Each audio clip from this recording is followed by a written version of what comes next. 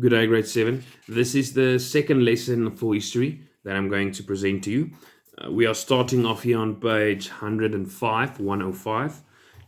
We already spoke about slavery during the previous lesson. We spoke about why the need for slavery were there in the first place, and also where did the slaves go, where did they come from, and the route in which it took. We also spoke about the transatlantic slave trade, the triangular transatlantic slave trade, which is extremely important, like I said. Now, here on page 105, we are quickly going to discuss the ways in which slaves became slaves in the first place, right? Now, there were three main ways how these people went from being normal people living in their villages in Africa to becoming slaves. Now, the first one, and actually quite sad, it is the most prolific one, is because of wars, right? So, a lot of time when the African tribes had wars with each other, they would when one tribe won, they either did one of three things basically with the losers. Either they killed all the remaining tribe members of the losing tribe, or they took them and they made them part of their own tribe, right, to make their tribe stronger. And then the third thing that they did with the losing tribe is they sold these people into slavery.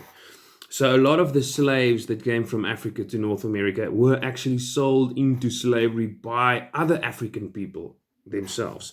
That's why I said it's very sad. So this is the first way that slaves became slaves, right? A war between African tribes. The losing tribes get sold into slavery by the winning tribe. The second type is something we call slave raiding. Now, this is where you actually had slaving companies who went into Africa on planned expeditions and they raided villages and basically grabbed bunches of people. And this was horrible. It was also something that happened a lot. The reason they could do it so easily is basically because they had superior firepower, right? So there was either Asian people or European people mostly. They came into Africa with huge groups on horses and guns, and then basically went to a town, rounded up all the people, put them in chains, and then took them away to the slave coast, which is the west coast of Africa. Okay, slave raiding. And then the third type were kidnapping. Now, kidnapping is similar to slave raiding. It's just kidnapping happened on a much smaller scale as well, right? Where people were just simple individual people were kidnapped and taken and sold as slaves because other people maybe had needed money or something like that. So that's the three things. It's important for you to know those three things, right? How did slaves become slaves? Wars, slave raiding, and kidnapping. Okay, and now, but how were they transported from Africa to North America? Obviously, at this stage of history, we didn't have things like airplanes and so on. So they were transported in slave ships, like we spoke about earlier, the same ships that came with the manufactured goods to Africa. These ships then took the slaves to North America. Now, the conditions on these ships were quite horrific. And also, one of the biggest evils of the whole slave trade was the slaving ships. They were called slavers, and history books said that the ships were in such bad conditions that if the wind were right, you would actually smell the ship on the ocean before you would see it. Now, what is it that you'd smell? These people were stacked into ships, basically like sardines. They didn't have any room to walk or crawl around in. They were stacked inside the ships, and then once a day they were let out to walk around and get fresh air, and they were stacked inside again. Now, everything that you have to do during a day, you can imagine now, think to yourself, were done lying next to another guy or next to another girl inside the ship. So the conditions in these ships were extremely bad.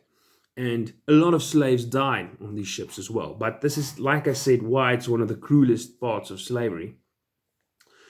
The slave traders actually didn't mind the slaves dying on the ships because usually the slaves that died were the weakest or the most sick slaves. So the slaves that survived were the stronger and better slaves for which they would get a better price at auction. So, and they actually reckoned that if 50% of the slaves survived the trip, then it was profitable, meaning that if half the slaves died along the way, they didn't care. For them, it was still profitable, and basically the best half anyway survived. That's how these people saw it, and the slaves were obviously treated like animals. you'll see here's a picture on page 107 where you can see the slaves stacked tightly in the decks. And then they were taken out when they arrived in North America, and then they were sold there on slave markets, right? Now, you have to now do activity 3, which is on the bottom here of page 107. Before you do that, you first have to read through the different sources, right? The sources we find on page 108 and 109. Now here we have different accounts of people who actually were on the slaving ships. Some of them slaves, some of the people, there's a doctor on the ship as well. It's very interesting to read because this is what we call a primary source, right? So it's people who actually saw what happened, who actually experienced it. We are reading the accounts of that. So read through these 3 primary sources, and then you can complete activity 3, number 1 up all the way up until number 4. Thank you very much.